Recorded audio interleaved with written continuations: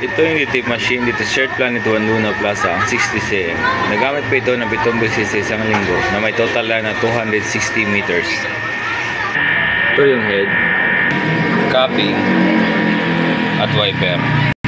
Ganito naman yung tapang pag-head clean.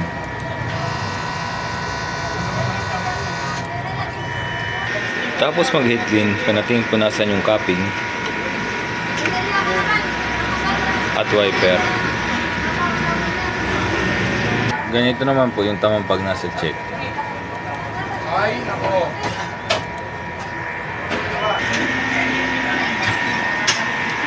Okay naman po.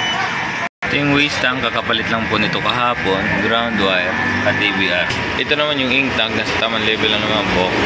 Ito naman yung consumable ko at stock on hand ko. Meron akong 4 na powder, ay 4 na film,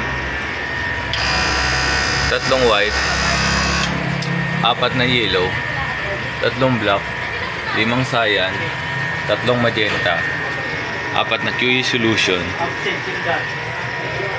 3 solution, at 6 na powder. Ito naman yung consumable monitoring ko. Film, powder, QE solution,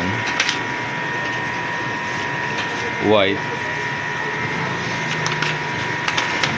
black, yellow, magenta, at cyan. Ito naman yung printer daily checklist ko, updated naman po. Ito naman yung production log ko, updated naman po. At dito na po magtatapos yung vlog ko. Salamat po.